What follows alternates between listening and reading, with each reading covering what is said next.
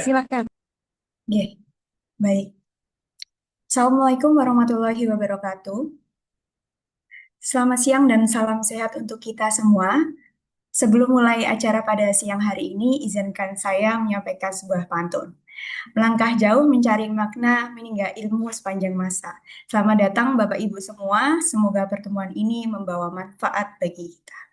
Alhamdulillah, puji syukur kita panjatkan kehadirat Allah Subhanahu wa Ta'ala karena atas limpahan rahmat dan karunia-Nya pada siang hari ini kita dapat berkumpul dalam kegiatan Connect Session Program Studi Doktor Kesehatan Masyarakat FKM Unair. Perkenalkan, saya Tausya Rohmanovianti, biasa dipanggil Usi, yang akan mendampingi jalannya acara pada siang hari ini. Suatu kehormatan bagi kami dapat menyambut kehadiran Bapak Ibu sekalian. Semoga melalui kegiatan ini dapat memberikan gambaran yang komprehensif mengenai program studi doktor Ilmu Kesehatan Masyarakat Universitas Airlangga. Saya percaya bahwasanya keputusan untuk melanjutkan studi doktoral bukanlah keputusan yang sederhana. Di baliknya ada banyak pertimbangan, mulai dari waktu, pekerjaan, keluarga, hingga cita-cita yang ingin diwujudkan. Oleh karena itu, semoga connection ini Bapak dan Ibu dapat memperoleh gambaran yang lebih jelas sekaligus menemukan jawaban atas berbagai pertanyaan yang mungkin selama ini menjadi pertimbangan. Yang kami hormati Profesor Dr. Ratna Dwi Wulandari SKMMK selaku Dekan Fakultas Kesehatan Masyarakat Universitas Airlangga beserta jajaran pimpinan, Koordinator Program Studi dan Sekretaris Program Studi S3 Ilmu Kesehatan Masyarakat, Profesor Dr. Sri Sumarmi SKMMKes, dan kami hormati pula pengelola program studi, serta peserta Connect Session yang kami banggakan. Untuk mengawali rangkaian acara pada siang hari ini, marilah kita bersama-sama menyanyikan lagu kebangsaan Indonesia Raya. Kepada seluruh hadirin, kami mohon dengan hormat untuk berdiri dari tempat masing-masing.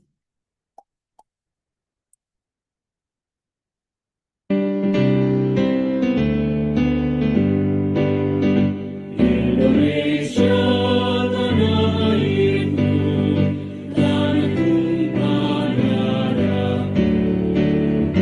Di sanalah ku berdiri, jadi pandu hidupku. Indonesia kebangsaanku, bangsa dan tanah air. Marilah kita bersatu, Indonesia bersatu.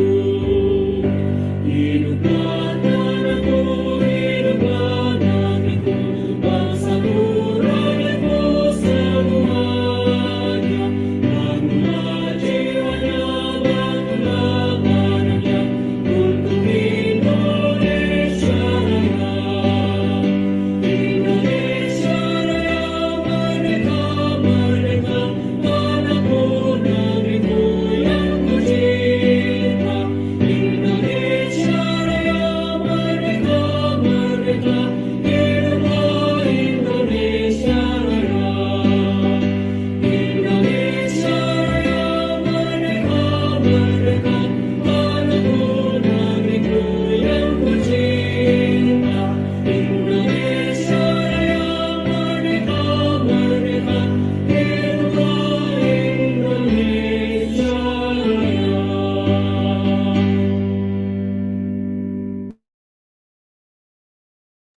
Terima kasih hadirin dipersilakan untuk bisa duduk kembali.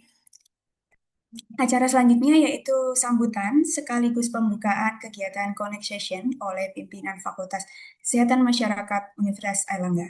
Kepada Profesor Dr. Ratna Dwi Wulandari SKM MKes, kami persilahkan. Oke, baik. Terima kasih Mbak Usi sebagai MC pada kegiatan siang hari ini. Saya mulai. Bismillahirrahmanirrahim. Selamat siang. Assalamualaikum warahmatullahi wabarakatuh. Semoga semuanya yang hadir di Zoom ini dalam kondisi sehat, sehingga nanti kita bisa mengikuti diskusi yang akan kita selenggarakan ini dengan baik, dengan lancar, dan yang menjadi tujuan dari kegiatan siang ini bisa tercapai. Oke, yang saya hormati Bapak Ibu pengelola Prodi S3 Kesehatan Masyarakat, kemudian panitia penyelenggara kegiatan Connect Session ini dari Unit Sistem Informasi dan Kehumasan Fakultas Kesehatan Masyarakat, serta Bapak Ibu hadirin semua calon mahasiswa program doktoral di Fakultas Kesehatan Masyarakat Universitas Erlangga. Oke, terima kasih Bapak Ibu atas kesediaannya untuk hadir. Ya, kita akan sama-sama berdiskusi dalam waktu mungkin sekitar 1 jam ke depan ya untuk berbagi informasi mengenai seperti apa sih pendidikan doktoral di Fakultas Kesehatan Masyarakat Universitas Erlangga ini. Bapak Ibu semua, kegiatan ini kita lakukan sebagai wadah untuk saling bertukar informasi. Ya, kami dari fakultas bermaksud untuk mengenalkan. Ini loh kami di Universitas Erlangga punya program doktoral yang judulnya adalah program doktoral Ilmu Kesehatan Masyarakat, yang ini bisa diikuti oleh para praktisi kesehatan masyarakat, para akademisi, para pemerhati kesehatan masyarakat. Nah, nanti secara lebih detail akan dijelaskan oleh Prof. Mami selaku koordinator program studi, gitu ya. Saya yakin Bapak Ibu yang siang ini bergabung di dalam forum Connect Session ini, pastinya ada ketertarikan begitu ya untuk melanjutkan jenjang pendidikannya sampai dengan level S3. Tapi mungkin Bapak Ibu masih belum terpapar informasi yang mendalam ya tentang seperti apa sih program pendidikan S3 di kita ini. Nah, maka kami berharap di dalam forum siang ini silahkan semua pertanyaan-pertanyaan itu bisa disampaikan begitu ya. Sehingga ketika Bapak Ibu memutuskan untuk melanjutkan jenjang S3 itu sudah tidak ragu-ragu. Kenapa? Karena Bapak Ibu nantinya akan yakin dengan keputusannya. Siang ini kita sampaikan semua informasinya tentang metode pembelajarannya, tentang peluang-peluang yang bisa diambil selama Bapak Ibu mengikuti pendidikan S3, kemudian tentang profil-profil alumni S3 kita. Nanti semuanya akan disampaikan oleh Prof. Mami selaku koordinator program studi atau mungkin juga oleh Bu Dr. Sri Widati selaku sekretaris program studi ya tentang apa namanya jenis-jenis perkuliahannya yang bersifat coursework maupun bersifat by research yang masing-masing punya ciri khas ya. Kami dari fakultas sangat berharap melalui kegiatan siang hari ini nanti Bapak Ibu akan bisa mendapatkan informasi yang selengkap mungkin ya. Yang nanti kami mohon juga informasi ini bisa disebarluaskan kepada kolega-kolega Bapak Ibu yang lain ya yang ingin melanjutkan S3 sehingga nanti kita bisa bersama-sama lagi ya ketika Bapak Ibu sudah mendaftar sebagai calon mahasiswa dan kita menunggu Bapak Ibu untuk berkembang bersama kami di FKM di jenjang S3 ini. Oke, mungkin itu yang bisa saya sampaikan ya. Kita akan berdiskusi santai saja siang ini ya Bapak Ibu ya. Silahkan jangan merasa sungkan, jangan merasa takut, jangan merasa ada keterbatasan apapun yang nanti akan membuat diskusi kita ini menjadi tidak hidup ya. Jadi sampaikan saja informasi apapun, pertanyaan apapun, tentunya nanti dari pengelola prodi akan dengan senang hati untuk menjelaskan semua pertanyaan Bapak Ibu semuanya. Oke, demikian yang bisa kami informasikan, kami sampaikan di sesi pembukaan ini. Selamat berdiskusi dengan riang gembira ya menyambut masa depan untuk melangkah di jenjang pendidikan S3.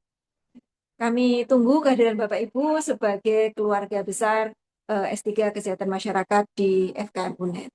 Terima kasih. Billahi taufiq wal hidayah. Assalamualaikum warahmatullahi wabarakatuh. Waalaikumsalam warahmatullahi wabarakatuh. Terima kasih kami sampaikan kepada Prof. Ratna atas sambutan, arahan, serta motivasi yang telah diberikan kepada kita semua. Untuk selanjutnya, kita akan memasuki acara inti, yaitu pemaparan promosi program studi doktor S3 Ilmu Kesehatan Masyarakat, Fakultas Kesehatan Masyarakat Universitas Airlangga. Kepada Prof. Sri Sumarmi selaku Kepala Program Koordinator Program Studi S3 Kesehatan Masyarakat atau yang sering akrab dipanggil Prof. Mami ya, Prof. Mohon izin. Ya. Ya, kepada Prof. Mami kami persilahkan untuk memaparkan informasi terkait S3 Kasmas. Baik, terima kasih Mbak Tias. Oh, Mbak Uzi. Mbak Usi Prof. Uzi, panggilnya. ya namanya panjang sih soalnya aku ngambilnya yang di depan. Mbak Uzi sudah memberikan waktu dan pertama-tama saya ucapkan terima kasih kepada Bu Dekan yang telah berkenan untuk eh, mengantarkan, memberikan kata pengantar dalam kegiatan diskusi pada sore hari ini. Ya, siang ya di sana. Ini karena saya ada di Jayapura, jadi di sini sudah sore, gitu ya. Baik, kita mulai ya. Assalamualaikum warahmatullahi wabarakatuh. Eh, Teman-teman semua yang hadir di ruang Zoom ini, saya mengucapkan terima kasih ya sudah berkenan untuk join di dalam kegiatan untuk diskusi tentang prodi doktor. Jadi namanya itu Program Studi Doktor Kesehatan Masyarakat FKM Universitas Airlangga. Nah, saya tidak akan memberikan paparan berupa PPT, tapi saya akan cerita. Prodi S3 FKM UNAIR ini ada dua skema. Yang skema satu itu adalah skema reguler. Jadi prodi doktor yang reguler atau by course work. Artinya mahasiswa hadir untuk mengikuti perkuliahan di coursework namanya. Nah, kemudian skema yang kedua itu adalah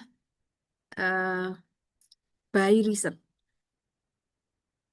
Kalau prodi S3 yang coursework itu ya pada umumnya kuliah S3 yang reguler ya ada perkuliahan di semester 1, semester 2, kemudian semester 3 itu sudah mulai dengan penyusunan proposal dan penelitian ya sampai berakhir. Kemudian by research itu tidak ada kuliah. Nah, ini tentu challenging ya, menarik untuk teman-teman yang mungkin waduh tidak bisa meninggalkan tugas, tidak dapat izin untuk meninggalkan tugas ataupun meninggalkan tempat bekerja. Tapi diizinkan untuk studi. Ya kan susah. Nah, kita memberikan ruang untuk teman-teman yang seperti itu yang kita kemas menjadi satu kurikulum by riset. Nah, untuk prodi by riset ini atau apa namanya bukan prodi ya, prodi satu. Tapi ini skema by riset ini tidak ada perkuliahan tetapi ada persyaratannya kalau ingin masuk di apa namanya skema by riset ini. Syaratnya itu adalah sudah punya pengalaman penelitian, kemudian pengalaman publikasi. Ya. Kenapa?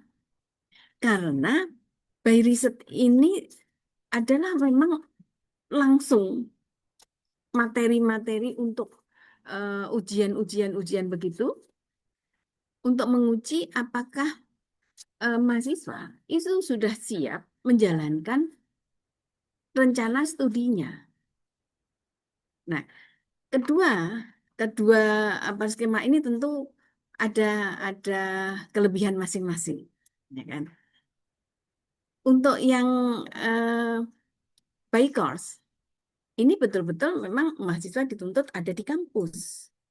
Kemudian perkuliahan secara intensif di semester 1, semester 2. Ya.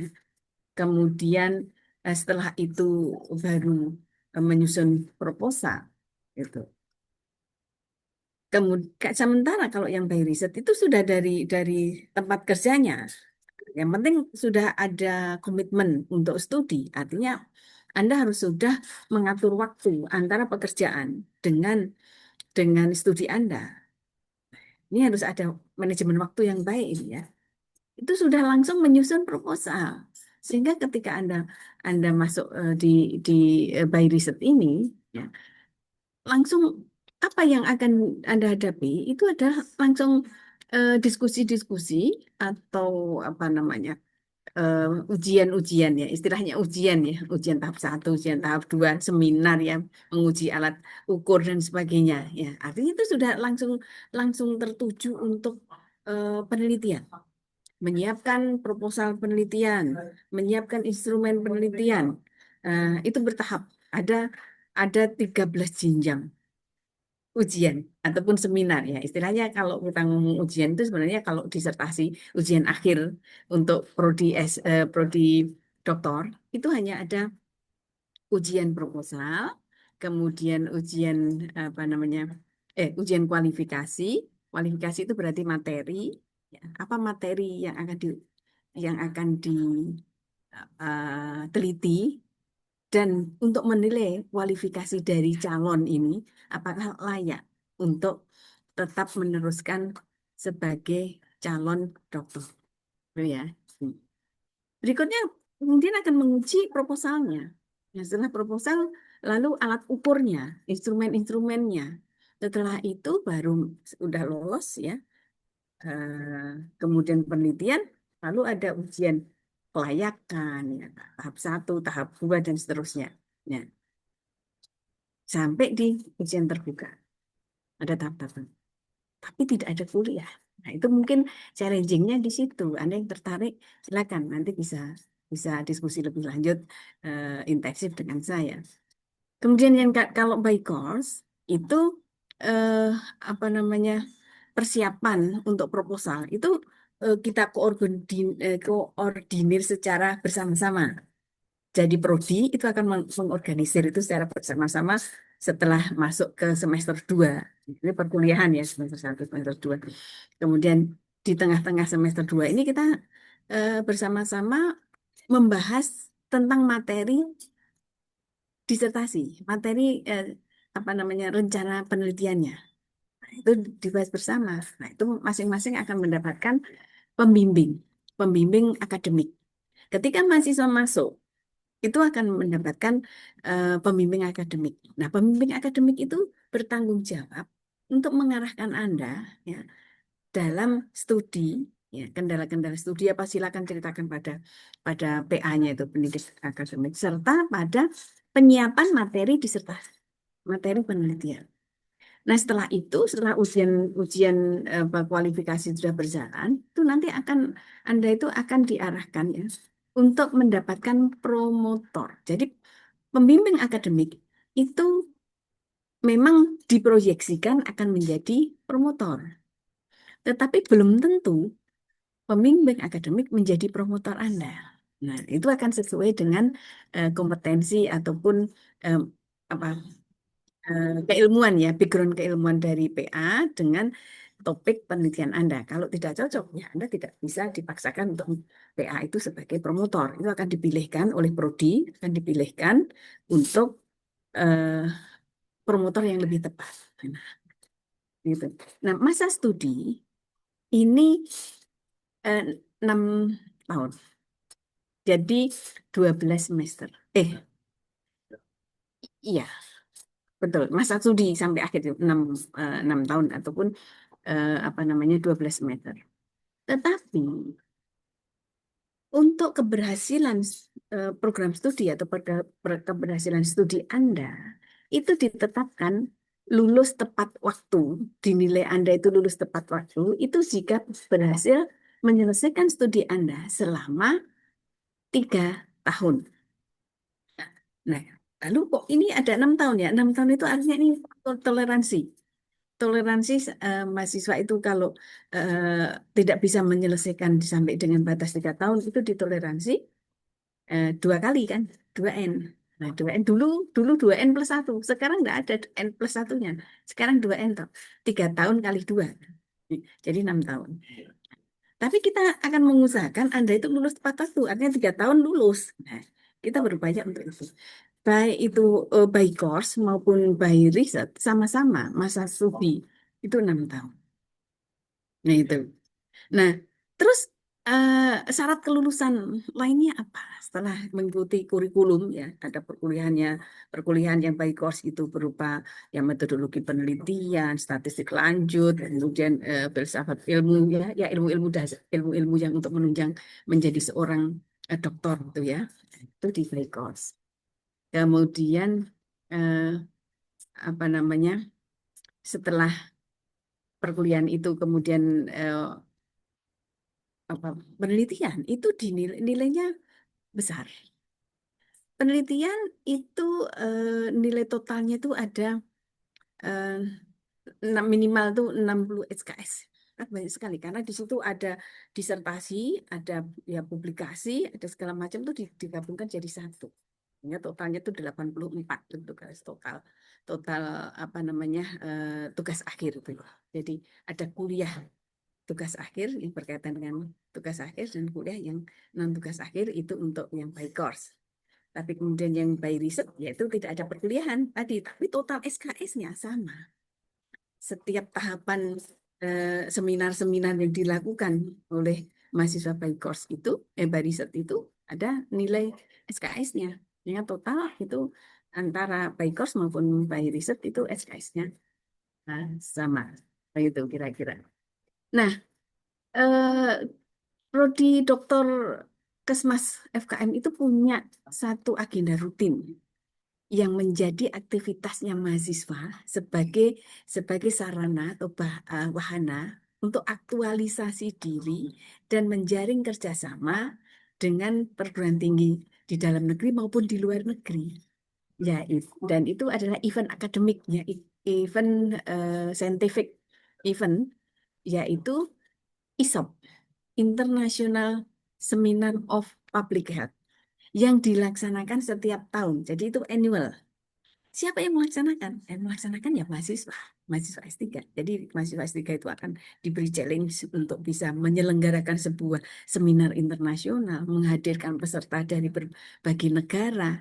Nah, di situ ada apa namanya networking ya. Jadi ada kerjasama antara mahasiswa dari dalam negeri maupun dengan mahasiswa di luar negeri. Nah, itu yang namanya ISOP.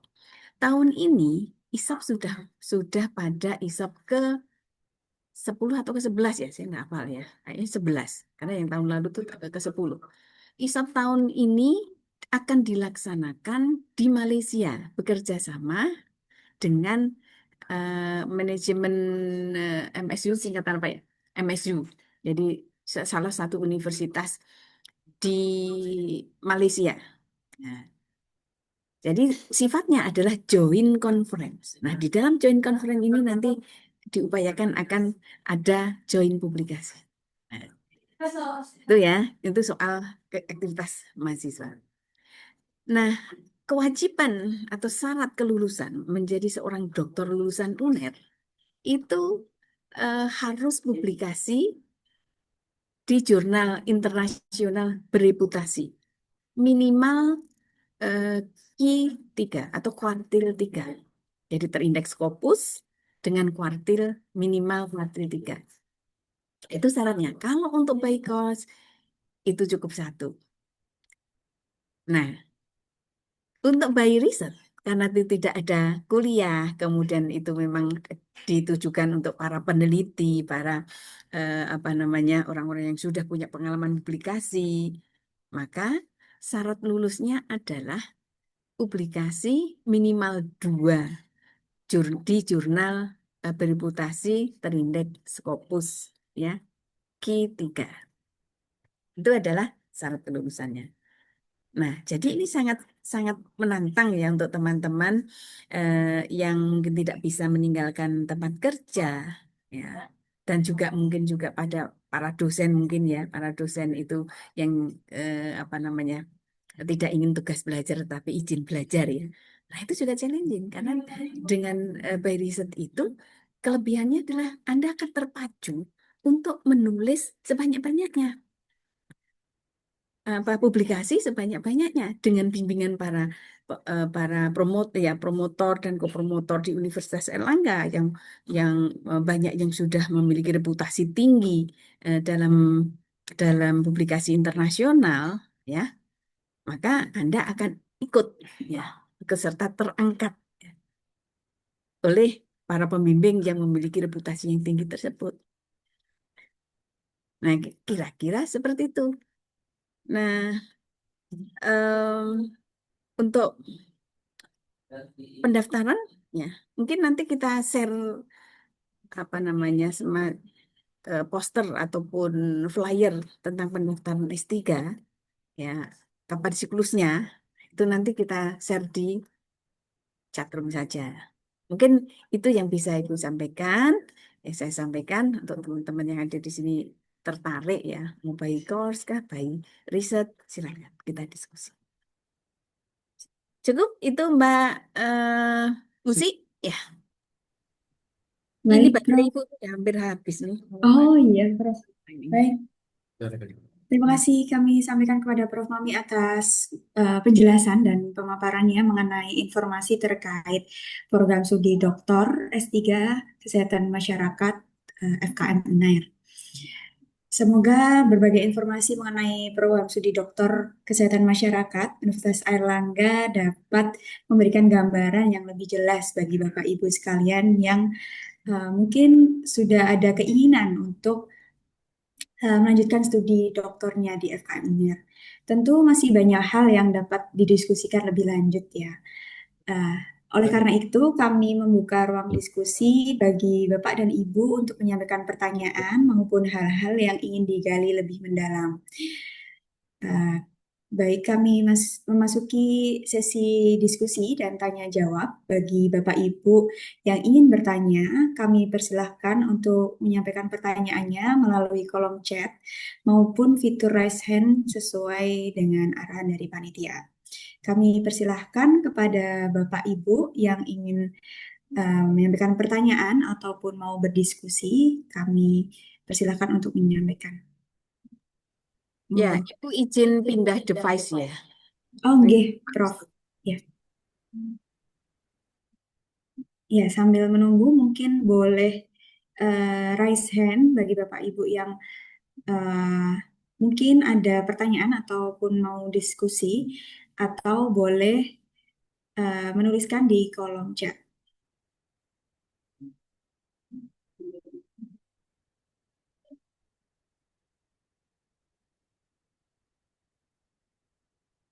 Baik. Ya, sambil menunggu Prof izin tadi, berarti untuk saat ini program studi S3 ini masih membuka pendaftaran ya Prof ya? Eh, kita belum mendapatkan informasi berapa jumlah yang sudah diterima dari proses pendaftaran 2 gelombang yang kemarin. Nah, Bapak Ibu, teman-teman, daya tampung prodi S3 UNER ini, FKM UNER Kesmas ini adalah 40. Nah, nanti akan kita cek apakah sudah terpenuhi. Nah, kalau sudah terpenuhi, itu kita tutup. Tapi kalau nanti belum terpenuhi, informasi dari BPMPB belum masuk ke kami, Mbak. Gitu. Tapi yang gelombang pertama waktu itu yang sudah daftar ulang itu 15. Ya, Oh, 15. Jadi terus kemudian yang gelombang kedua itu yang belum kita dapat informasinya baik. belum. Nah, kalau Ya, memang nanti belum mencukupi, nanti akan dibuka gelombang ketiga. Gitu. Nah, teman-teman baiklah. kalau mau bergabung, mau by course maupun by riset, ya masih terbuka. Gitu. Oke. Berarti sejauh ini dari gelombang 1 sudah 15 ya Prof, dari kuota 40 nggih. Ya, dari kuota 40. Yang gelombang 2, ini yang masih kita tunggu informasinya. Oke. Baik, terima kasih Prof atas penjelasannya. Ini ada pertanyaan masuk Oke. dari Ibu Prasita Ayu. Permisi Bu, mau tanya, berapa jumlah publikasi minimal Bu untuk bisa ikut doktor by research? Monggo Oke. Prof, dijelaskan. Ya, berapa publikasi minimal?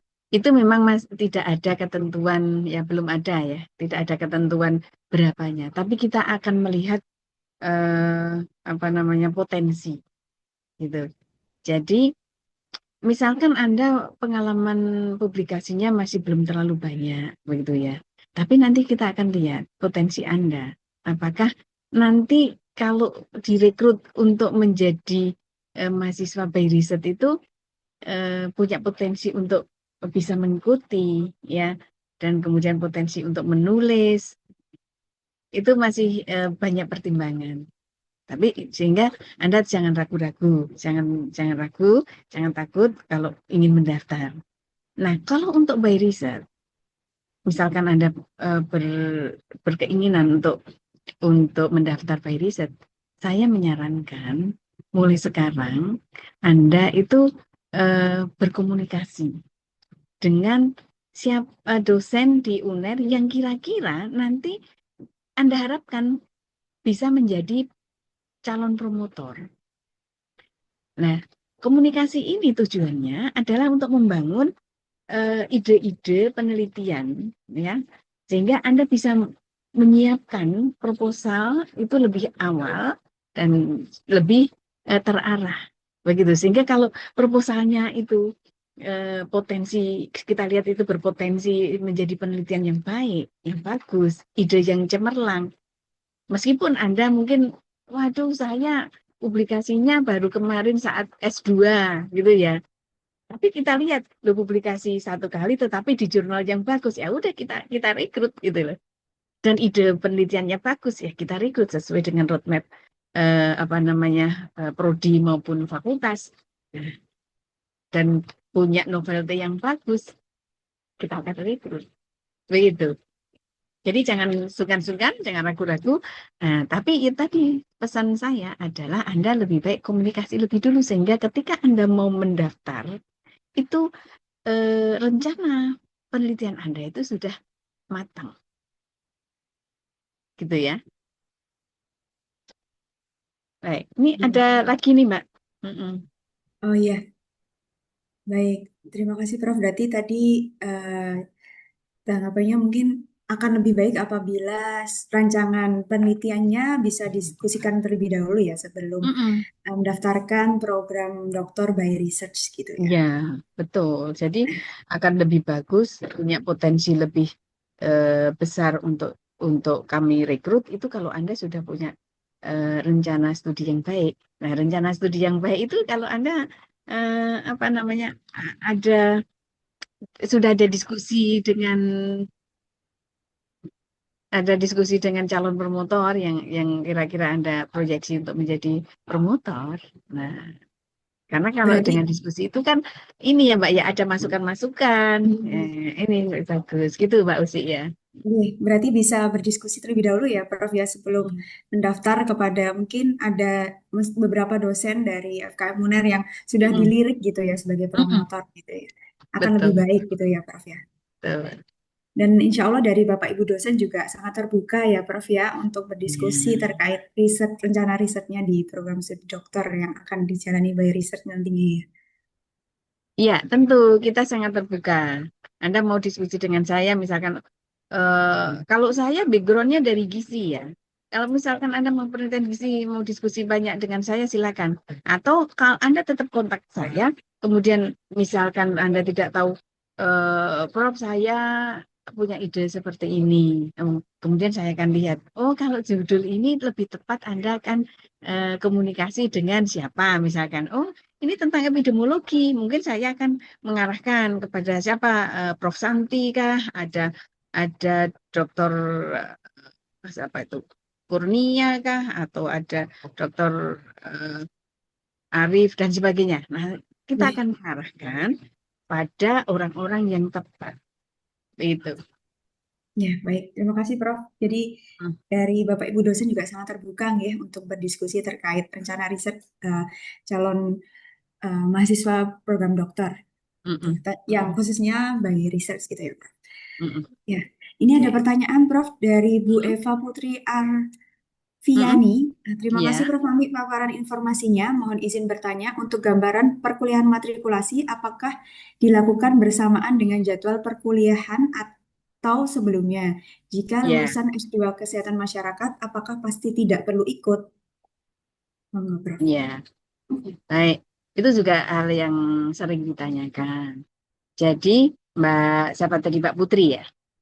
Mbak Putri, Iya, kalau nanti Anda itu backgroundnya itu kesehatan, ya ada, kita akan menilai Anda memang perlu untuk matrikulasi atau tidak.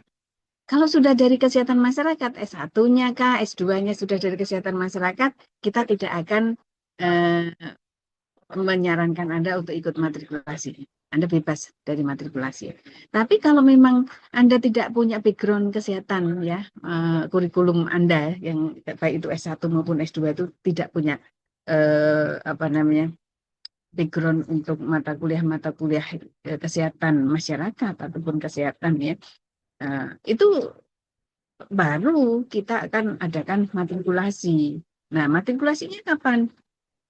Memang matrikulasi itu idealnya, ya. Idealnya adalah dilaksanakan sebelum perkuliahan dimulai.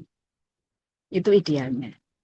Tetapi ada aturan, nah, dari rektor bahwa sebelum mahasiswa itu masuk, tidak boleh ada tatap muka yang sifatnya itu perkuliahan. Permasalahannya itu, ya. Oleh karena itu, matrikulasi itu memang kita upayakan sedemikian rupa, kita selip-selipkan di antara perkuliahan di awal-awal perkuliahan. Begitu. Ya, tapi itu dimampatkan, sistem dimampatkan sehingga itu nggak terlalu berlarut-larut lama. Begitu. Intinya di matrikulasi itu Anda mendapatkan pengetahuan, pemahaman, eh, insight tentang kesehatan masyarakat, ya. Begitu. baik. Terima kasih Prof. Mami atas Mm. jawabannya. Semoga sudah bisa menjawab nih. Jadi memang sebelum mulai perkuliahan adanya matrikulasi pada saat sudah masuk jadwalnya ya Prof ya.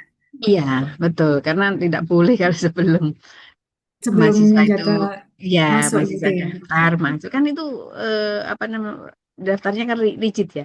Pendaftaran ulang, kemudian langsung masuk, orientasi dan sebagainya. Nah, saat Oke, saat itulah kita akan baru boleh memulai menyelenggarakan. matrikulasinya Iya, ya Prof. betul. Oke, baik. Ini ada pertanyaan lagi. Mungkin nanti Mm. dari Bu Eva boleh menanggapi lagi jika mungkin ada yang ingin ditanyakan. Ini ada pertanyaan dari Bu Tika Nur Prastia. Mohon izin Mm. bertanya, Prof. Mami, untuk Mm. program doktor by research calon promotor yang kita approach untuk Mm. mengembangkan ide-ide penelitian, apakah sudah pasti nantinya akan menjadi promotor? Monggo, Prof. Ya, kalau memang Anda ajak diskusi, itu adalah orang atau dosen yang memang memiliki eh, keilmuan, ya, keilmuannya sesuai dengan topik Anda, ya nanti Pak kita akan teruskan. Anda tentu kan Anda sudah berkomunikasi, sudah membangun ide bersama, ya nanti kita akan jadikan promotor. Tetapi ada syarat menjadi promotor itu, sehingga Anda tidak sembarangan apa memilih calon, ya, calon promotor, calon yang akan menjadi pemimpin Anda itu. Syaratnya dari jadi promotor itu adalah minimal pendidikan doktor, lektor kepala. Ya, lektor kepala. Lah kalau baru lulus dari ini, meskipun lulusan doktor luar negeri, ya baru lulus, belum bisa menjadi promotor. Ya, ya, nanti akan bertahap dulu, ya. Kalau baru lulus itu ya nanti bertahap dulu, ikut membahas di dalam seminar prakualifikasinya para mahasiswa S3, terlibat di dalam proses ujian, di dalam proses apa namanya, seminar-seminarnya mahasiswa S3. Lah kemudian kalau dia sudah lektor kepala bisa. Tapi kalau belum lektor kepala, ya itu paling tidak sebagai co-promotor. Nanti akan diajarikan promotor yang sudah memenuhi syarat, ya. Dan syarat lagi selain sudah lektor kepala dan apa namanya minimal pendidikan S3, syarat yang penting lagi adalah memiliki pengalaman publikasi jurnal bereputasi sebagai first author dan atau corresponding author. Tapi yang kita akan harapkan, kenapa kok harus mereka punya pengalaman publikasi? Lah mereka itu akan membimbing mahasiswa yang di mana mahasiswa itu harus membuat artikel ilmiah di jurnal bereputasi. Lah kalau pembimbingnya nggak punya pengalaman mempublikasikan artikel di jurnal bereputasi, bagaimana? Kan nanti sebagai pembimbing yang akan memberikan arahan-arahan bagi mahasiswanya. Nah, itu adalah 3 syarat menjadi promotor. Oleh karena itu, ketika Anda mau diskusi dengan para calon yang Anda harapkan itu, Anda browsing dulu. Mungkin kalau langsung tanya kan nggak enak ya. Bu, apakah Ibu punya jurnal? Kan nggak. Gampang sekali mencari informasi tentang dosen, seorang dosen itu. Karena apa? Mereka harus punya akun akademik ya, seperti Google Scholar, kemudian akun di ORCID, akun di Scopus. Nah, Anda gampang cari. Anda mencari tentang saya tuh ya gampang. Cari aja Sri Sumarmi, FKM UNER. Nanti akan keluar Google Citation saya. Oh, di Google Citation saya tuh H-indexnya berapa? 27 atau berapa ya kan misalkan gitu ya. Dengan jumlah citasinya sekian. Oh, mau cari Prof. Ratna, gampang sekali itu Prof. Ratna itu dengan indeks Scopusnya yang sangat tinggi dan sebagainya. Itu gampang sekali. Jadi ketika Anda mau memutuskan untuk mendekati seorang calon promotor Anda harus browsing benar-benar tahu siapa dia, baru kemudian komunikasi. Begitu. Baik, terima kasih Prof atas arahannya. Jadi sebaiknya mungkin sebelum melakukan pendekatan kepada promotor, sebaiknya browsing dulu ya Prof ya. Iya, Menggali itu namanya. informasi terkait promotor, apakah sudah memenuhi syarat menjadi promotor gitu ya Prof ya. Betul. Nah, setelah tahu, kemudian baru komunikasi. Ya, Gampang tuh baik. mendapatkan apa namanya nomor-nomor kontaknya, begitu saya kira. Apakah ada Iya, medsosnya punya? Kan sekarang betul. era medsos ya. Oh, ada Iya, punya medsos apa enggak? Nah, gampang komunikasi lewat medsos dulu, baru kemudian lebih betul. intens. Loh, saya tuh punya pengalaman. eh, Hmm. apa namanya? Dulu kan yang masih masih marak-maraknya Facebook ya, belum ada Iya. Instagram dan sebagainya. Loh, ada orang yang saya itu nggak kenal. Itu akhirnya jadi akrab dan saya membantu. Akhirnya saya bantu mereka itu kenalnya dari Facebook. Dia Hmm, chat iya, secara pribadi itu apa ya message itu ya. Ini iya, apa iya. mau kenalan, mau ini, oh bisa ini gitu. Akhirnya akhirnya kita bantu mereka, akhirnya anak ini yang semula dia ini tuh belum pengalaman apa-apa, akhirnya bisa mendirikan sebuah prodi gizi di wilayah Indonesia Timur. Nah, Nah, Masya Allah, luar begitu biasa itu ya. hanya Berawal dari dari medsos ya, Prof iya ya. medsos itu saya bimbing Iya. dia dan sebagainya. Ya gitu. Ya gratis.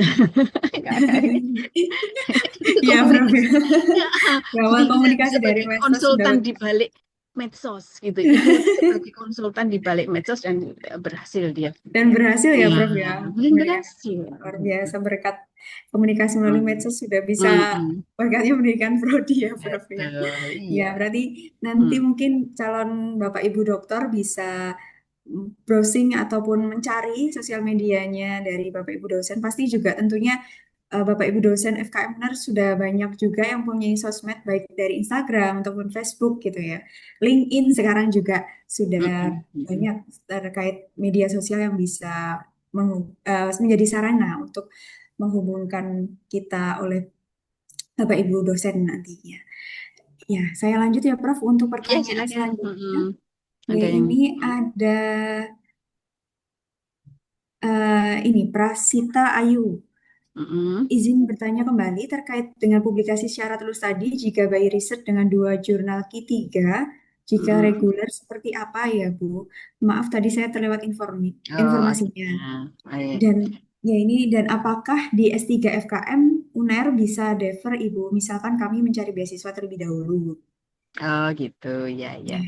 Ya, jadi kalau tadi sempat miss ya, untuk by course itu publikasinya satu aja. Syaratnya pokoknya sudah publikasi satu aja cukup bisa sebagai syarat untuk lulus. Kenapa? Karena Anda kan sudah punya nilai-nilai yang lain ya.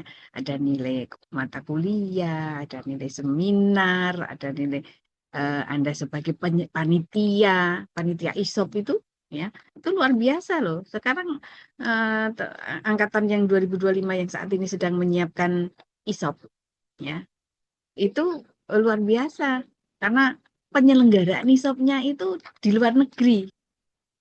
Jadi mahasiswa S3 itu memang wajib untuk mengikuti seminar internasional.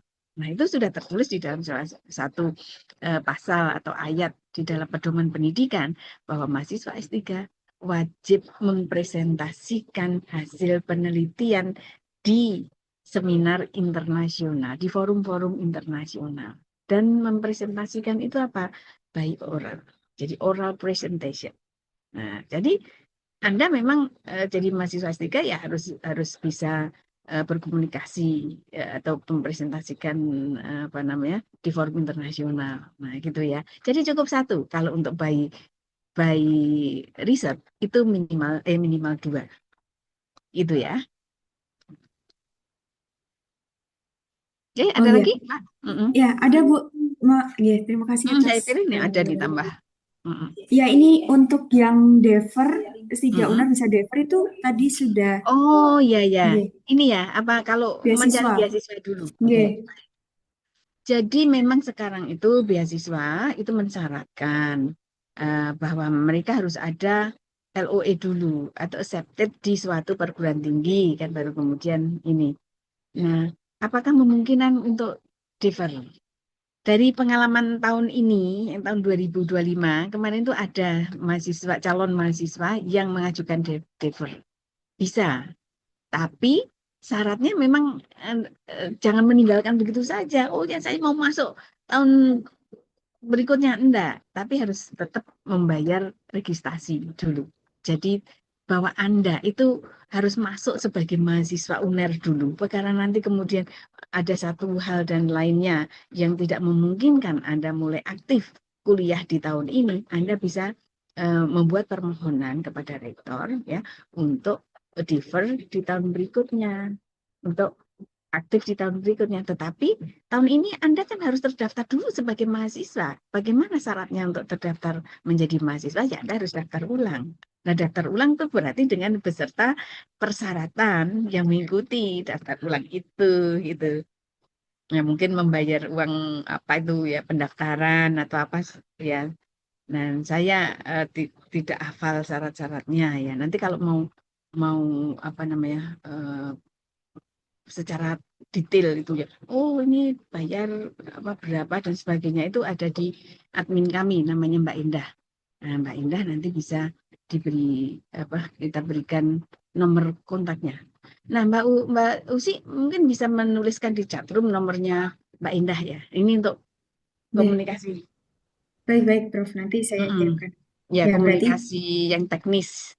ya Bayar baik. pendaftaran, prosedur pendaftaran, prosedur apa nah itu nanti sama Mbak Indah. Ya, baik. Baik, Prof. Ya, berarti yang penting mendaftar dulu dan diterima ya, Prof. Nanti kalau Iya, mau ambil diterima. beasiswa bisa mengajukan defer gitu ya. Mm-mm. Ini ada lagi, Prof, pertanyaan. Izin Mm-mm. Prof bertanya tentang International Conference tadi Mm-mm. berkaitan dengan jawaban sebelumnya nggih, yang Mm-mm. dilaksanakan oleh mahasiswa tersebut jadwalnya di semester berapa nggih? Biasanya teman-teman mahasiswa S3 itu menyelenggarakan seminar internasional itu di semester 2. Nah, ini ya nanti tahun ini yang menyelenggarakan itu adalah mahasiswa angkatan 2025 yang saat ini berada di semester 2. Jadwalnya itu bisa bervariasi ya. Nah, tahun ini akan diselenggarakan di MSU Kuala Lumpur ya, di Malaysia pada tanggal 15 Juli ya. Jadi 15 Juli 2026 di Kuala Lumpur. Itu. Tapi pernah juga diselenggarakan tuh di bulan Agustus, tapi intinya di sekitaran semester 2. Karena kenapa? Karena nanti semester 3 itu Anda biar fokus untuk menyiapkan proposal, dan menyiapkan penelitian dan sebagainya, yang menyiapkan publikasi. Nah, oh ya, dalam apa namanya kelebihannya lagi ya ISOP ini. Dalam acara ISOP atau kegiatan ISOP itu di situ menjadi suatu wahana untuk mahasiswa publikasi, sehingga publikasi itu lebih awal. Ya. Jadi selama masa studi, taruhlah itu yang tepat waktu itu kita hitung 3 tahun. Anda itu tidak bisa menunggu nanti deh tahun terakhir saya menulis. Tidak, ternyata menulis artikel, mensubmit ke jurnal internasional tidak sesederhana itu. Butuh waktu, ya, butuh waktu lama untuk apa namanya submit, menyusun manuskrip, kemudian submit, lalu ada review, jadi peer review dari jurnal itu tuh butuh waktu lama. Sehingga kalau Anda mau menulis itu di tahun ketiga, biasanya nanti akan molor masa studi Anda karena terkait dengan ini publikasi. Oleh karena itu, kita dari Prodi itu mendorong ya membuat satu mekanisme agar mahasiswa itu lebih awal menyiapkan publikasinya melalui ISOP salah satunya. Salah satunya dari ISOP.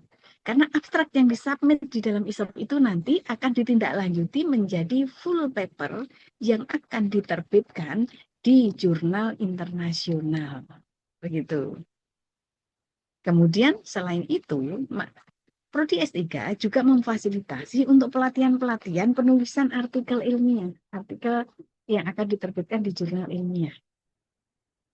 Baru minggu yang lalu ya, beberapa waktu yang lalu, minggu lalu itu ya, kami menyelenggarakan pelatihan sistematik review dan meta-analisis.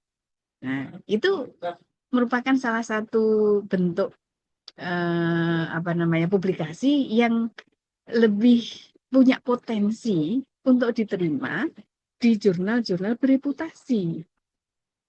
Karena kalau kita itu misalkan, saya mau mempublikasi hasil penelitian magister saya yang lalu, misalkan. Kalau itu sampel size-nya kecil, ya, itu agak sulit untuk diterima di jurnal yang baik, gitu. Ya, biasanya kalau kita itu menunda-nunda menulis, itu biasanya kan di tahun ketiga itu sudah diukur-ukur sama Kaprodi, ayo segera lulus.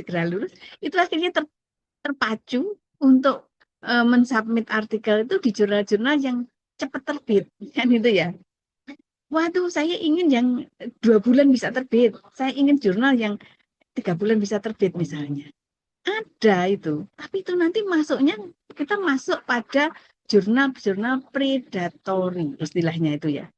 Predatory jurnal itu biasanya cepat tuh. Oh, begitu artikel masuk, minor revision, minor revision kembalikan, setelah kembalikan terus udah langsung terbit. Anda disuruh bayar sekian dolar kan gitu, terbit. Tapi itu biasanya yang kebiasaan seperti itu adalah jurnal-jurnal predatory. Dan itu kalau jurnal predatory itu UNER tidak bisa menerima, tidak akan di accept sebagai syarat kelulusan, tidak bisa, gitu ya. Oleh karena itu hati-hati dan menyiapkan artikel sejak awal, gitu ya. Baik, Prof. Terima kasih atas arahannya. Ini ada pertanyaan lanjut terkait residensi. Apakah ada di S3 nggak, Prof? Ini dari Residensi. Kalau residensi itu di magister ya. Kalau untuk S3 itu by riset itu ada apa namanya pengabdian masyarakat, bukan residensi. pengabdian masyarakat itu menjadi salah satu kurikulum ya apa namanya di dalam apa namanya Dr. by Research itu di semester kedua. Nah, meskipun tidak ada perkuliahan, Anda itu diwajibkan ya ada pengmas. Nah, pengmasnya dalam bentuk apa saja. Cuman nanti harus Anda mengusulkan dulu, membuat proposal pengabdian masyarakat dulu. Nanti prodi yang pengelola prodi akan menilai apakah proposal Anda ini layak untuk menjadi apa pengmas yang nilai SKS-nya itu kalau nggak salah pengmas itu 2 atau 3 gitu.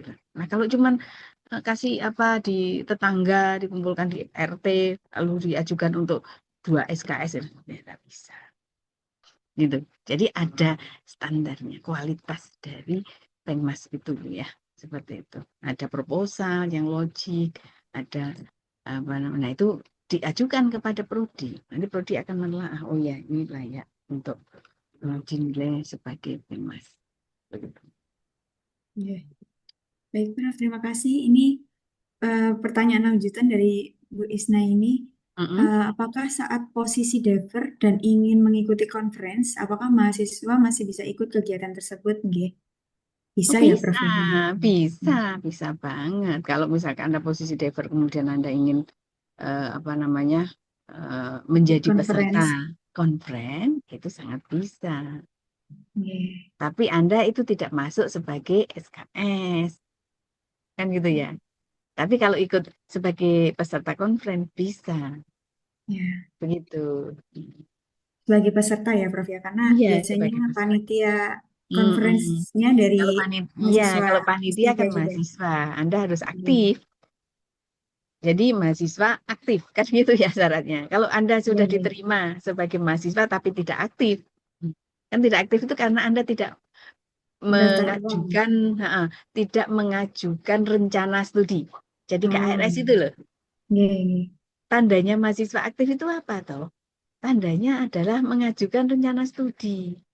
Ini ada sekian SKS yang diambil. Lah kalau Anda tidak ngambil kan artinya tidak aktif. Nah itu maka tidak bisa bergabung menjadi panitia tadi. Karena panitia Iya. ini adalah mahasiswa aktif. Iya. Begitu ya? Ya, Ya, berarti bisa jadi ya peserta, masih tapi untuk peserta bisa. panitia khusus untuk Mm-mm, mahasiswa aktif nih, Prof. bisa. Gitu. Iya. Ya, ini mungkin pertanyaan terakhir ya, Prof, dari Bu Eva. Mm-mm. Terima kasih, Prof. Mami, penjelasannya terkait matrikulasi. Izin menambahkan pertanyaan lain untuk mahasiswa by course. Jika Mm-mm. belum ada diskusi sebelumnya dengan calon promotor, nanti Mm-mm. akan dibantu Prodi untuk mengarahkan siapa yang cocok gitu, nggih. Dan Betul. nggih, dan ini untuk perkuliahan luring perkiraan dalam 1 minggu full atau hari tertentu saja, nggih. Dan sampai berapa semester, Prof, berkaitan dengan mobilisasi kami yang dari luar kota. Oh ya, Iya. itu untuk by course. Ini perkuliahan berlangsung selama 2 semester. Jadi semester 1 dan semester 2. Nah setelah itu sudah mulai ke ini perkuliahannya tapi tidak apa namanya tidak bersama-sama. Tetap ada perkuliahan tapi itu MKPD. Jadi mata kuliah penunjang disertasi. Nah, itu biasanya personal itu. Anda bisa mengatur waktunya itu dengan dosen yang mengampu MKPD itu. Contohnya misalkan gini, ini saya dengan judul rencana penelitian itu seperti ini ya, maka promotor ya atau PA, biasanya calon promotor itu mengarahkan. Ini akan Anda sebaiknya mengambil mata kuliah apa gitu ya, epidemiologi misalnya, lanjut misalnya. Maka Anda nanti akan kuliah secara personal ya kepada dosen yang mengampu mata kuliah MKPD ini. Nah, mata kuliah MKPD itu nanti kan akan diarahkan oleh promotornya tadi ya. Oh, Anda belajar ya sama Prof. Siapa misalkan, Prof. Santi. Anda belajar ya kalau gizi. Anda belajar ya sama Prof. Mami misalnya kalau gizi. ada, atau ada Prof. Anis, ada banyak lagi, Prof. Tias, ada macam lagi. Kalau di PKIP nanti perilaku Anda belajar sama Bu Widati, Dr. Widati akan belajar. Nah, itu yang mengarahkan adalah promotornya. Nah, Anda tinggal komunikasi secara pribadi dengan dosen yang diarahkan oleh promotor tadi, ya, dan mengatur tuh jadwalnya. Nah, nanti kesepakatan aja dengan ini, dengan dosen tersebut. Oh, misalkan harus hadir luring. Apakah bisa dimampatkan ya, Prof, ininya kuliahnya supaya saya datang ke Surabaya itu dalam waktu misalkan 2-3 hari itu sudah dapat materi banyak misalkan gitu. Itu bisa diatur dengan ini seperti itu. Kalau misalkan apakah bisa dengan daring saja? Kalau memang cuma mata kuliah MKPD yang itu untuk penguatan pemahaman dan penguatan pengetahuannya itu ya bisa dengan daring. Bisa. Saya lebih banyak menyelenggarakan MKPD itu secara daring, tetapi itu banyak tugas-tugas yang kita berikan sehingga nanti pemahaman Anda itu, karena mahasiswa S3 itu kan memang harus aktif sendiri, enggak harus diberi kuliah dengan slide ini ya satu dan enggak. Anda akan mencari, Anda browsing sendiri, kita mengarahkan saja. Begitu. Gitu ya, Mbak ya. Baik, terima kasih Prof. Mami atas jawaban dan arahannya. Eh, Mungkin dari pertanyaan Bu Eva merupakan pertanyaan penutup terakhir nih untuk sesi tanya jawab pada siang hari ini.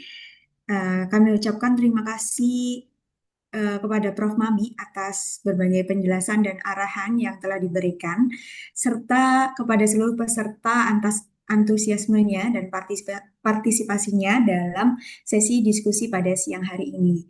Semoga informasi yang telah disampaikan pada siang hari ini dapat memberikan manfaat dan menjadi langkah awal bagi Bapak Ibu dalam melanjutkan pendidikan pada jenjang doktoral di FKM Universitas Airlangga. Sebelum kita mengakhiri rangkaian kegiatan Connect Session pada studi doktor Kesehatan Masyarakat Universitas Airlangga, kita akan melaksanakan sesi dokumentasi sebagai kenang-kenangan atas kebersamaan kita pada siang hari ini. Mungkin Bapak Ibu yang tidak berhalangan bisa on cam terlebih dahulu. Kita akan melakukan sesi dokumentasi. Ya. Ya, terima kasih Ya, nih saya sudah Bu Sasita, Bu Eva, Bunga, Bu Nur Latifah. Aduh. Ini dari mana saja ya ini kalau boleh Dan tahu? ya kita belum kenalan ya. Iya, Ini Mbak Eva Putri dari mana? Oke, salam kenal Pak Mami. Saya Pak Putri dari Universitas Brawijaya. Oh, dari oh, Brawijaya. Ya, Dari salam fakultas Prof. apa? Ya, salam. Dari Fakultas apa? Fakultas Ilmu Kesehatan, Departemen Gizi, Prof. Oh, salam ya buat oh, Prof Dian ya. Iya, siap. Prof Ketemu Dian Prof ada Bu Mami. Nurul ya. Salam Ya, buat Prof Dian Penurun. Ya, salam kenal Prof. ya. Oke, terus Mbak Prasita Ayu dari mana? Ya, selamat sore, Prof. Izin. Sekarang kerjanya di Universitas Indonesia Mandiri di Lampung Selatan. Ya, Agak putus-putus gimana Mbak? Tadi nggak dengar? iya, izin Indonesia? Universitas Indonesia Mandiri di Lampung Selatan, Prof. Oh, di Lampung Indonesia Selatan. Oke, Mandiri. ya. Lampung. Dulu S1-nya di UNER juga, Prof. Oh gitu tak? Izin. Oh, Ya udah dia Iya, tak balik ambil studi balik lagi ke di FKM UNED. untuk S3. Oke, kemudian Mbak Nur Latifah Sabana dari mana Mbak? Ya, izin Prof, saya dari Islam Lamongan, Unislam. Oh, Universitas Sebentar. Islam. Lamongan. Oh iya, Dekat oke sini oke. ya. Universitas Islam Lamongan. Semangat, nanti kita tunggu ya daftarnya. Ya, ada Kemudian ada Bunga. Mbak Bunga ya, Iya. Mbak Bunga Farida. Izin, Prof. Mm-mm. Kenalkan saya Bunga dari Universitas Dokter di Indonesia. Mm-mm. Kebetulan S2-nya di FKM UNAIR. Oh gitu. Oh, Iya. S2 Tinggal Kesmas lanjut ya, Bu aja. ya? Iya, insya Allah, Prof. Mau dilanjut Ya, lagi. oke, tinggal lanjut ya. Hmm. Baik, nanti kita tunggu ya Mbak Bunga ya. Hmm. Mbak Tika Ini Nur ada, Prastia. ya ini ada Bu Widanti juga. Mana Bu Widati? Bu Windantania, Winda. Widantania, Bu Winda. Maya Bu Sari Winda. yang on camnya. Bu Winda, silakan Mbak Winda. Maluku, Prof. Wah, dari Maluku. Oh, Masya Allah dari Maluku Maluku. mana? Maluku. Tepatnya di Kabupaten Seram bagian barat, Bu. Oh, di Seram ya. Oke. Ya, Mbak ya, kita tunggu ya. Iya, iya. Ya, Prof. Jadi di Ya, apa? baik. Anda di universitas ataukah di perguruan tinggi ataukah di dinas kantor Saya dinas? di Stikes Maluku Usada, Prof. Oh, Stikes Maluku ini Usada. Oke, Mbak ya. Baik, nanti kita tunggu Anda di Surabaya. Oke. Baik, kita sesi dokumentasi terlebih dahulu ya, Prof. Ya. Monggo Mbak Bella bisa atau saya abang-abang ya untuk kita berfoto bersama. Dari Mbak Bella boleh? Siap. Saya bantuin, Jeh. 1, 2, 3. Siap. Terima kasih, Bapak Ibu. Ya, terima kasih Mbak Ya, Bella. terima kasih semuanya. Mbak Eva, Terima ya kasih, tunggu. terima Mbak kasih. Sabana, Mbak Winda, Oke. ya deh pokoknya Mbak Prasista, Mbak Tika, maupun Mbak Bunga, kemudian Mbak Prasita Ayu, kita tunggu, kita sambut Anda nanti ya di Universitas Erlangga. Iya. Eh? Baik, terima kasih Prof.